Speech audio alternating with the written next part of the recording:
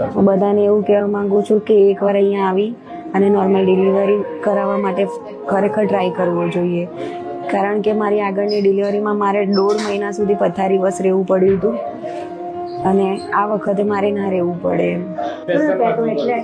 Normal જ કરાવ્યું એટલે તમને જ પકડ્યા, એમ કીધું સાહેબને જ પકડવાનું. બહુ સારો છે સાહેબ, બહુ સરસ છે ખરેખર. આવો સ્ટાફ તો સાહેબ કશે કોઈ બી પ્રાઇવેટ હોસ્પિટલોમાં જઈએ છીએ તો પણ એમ આવો અનુભવ અમને નથી રહ્યો. ખરેખર બહુ સ્ટાફ છે. તમે તમારું તો તમે કેવું જ ના પડે સાહેબ કે એક ભગવાન જેવું છે. મને ટેન્શન થતું હતું કે એને સીઝર હતું પેલું, એટલે મને વધારે ટેન્શન થતું હતું કે શું થશે મારી બેબીને એમ. કે જ્યારે મારે ડિલિવરી વખત આવા સર મળ્યા હોત તો સારું એમ, કારણ કે મને બી બહુ પ્રોબ્લેમ થયેલા છે.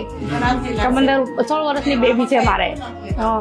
એ વખતે અમને આવા ડૉક્ટરો સાંભળે બહુ થાકી ગયેલા અમે. એ વખતે જો આવું એમ મીડિયા દેખીને એમ થાય કે મારા બાબો છે ને બેબી છે, એ વખત આવા સર મળ્યા હોત તો મારી બી સીઝર છે બંને, તો આ પોઝિશન ના થતી. તો આગળના ટાંકા દ્વારા ડેમેજ થઈ જશે અને એમ પણ મને હાર્નિયાનો પ્રોબ્લેમ છે ટાંકાની જગ્યાએ, પણ મને કોઈ પ્રોબ્લેમ થઈ નથી.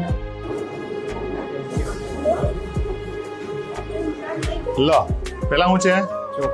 છોકરો છે. હવે શું જોઈએ? છોકરી જોઈએ છે. છોકરી આવી ગઈ છે. દાદી લક્ષ્મીનો અવતાર થઈ ગયો દાદી તમારો. બસ તો થઈ ગયું છે complete word. Thank you. Gujarati આવી છું.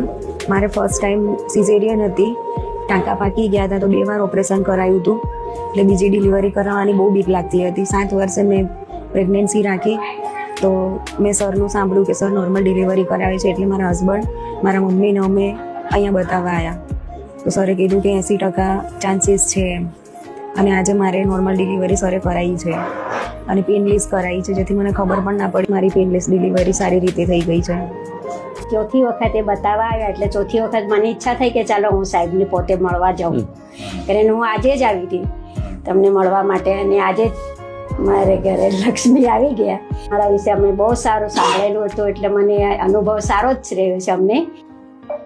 પણ તમે અમને એટલો એમ એ આપ્યું ને સાંત્વના કે તમે ચિંતા નહીં કરો દાદી. ક્યારના સવારથી મને સાંભળતી, પેલા મેડમ બી આવીને કહેતા હતા, બીજા સર હતા તે બી આવીને કહેતા કે તમે દાદી ટેન્શન નહીં કરો, સારું થઈ જશે એમ કે.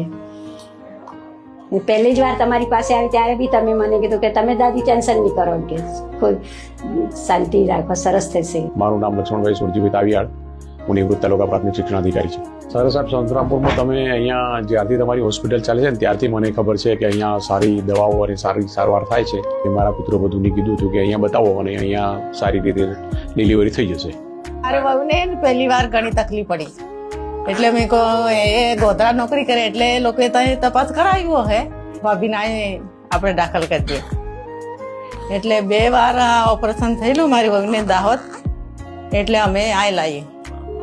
એટલે સારું, બહુ સારું કામ કર્યું સાહેબ. ગીતાબેન મારો છોકરી આવી. હા, જય માતાજી. તમને જય માતાજી. હા, નવરાત્ર હું કરું છું. મારા લક્ષ્મી શક્તિ એટલે હું નવરાત્ર કરું છું. હા.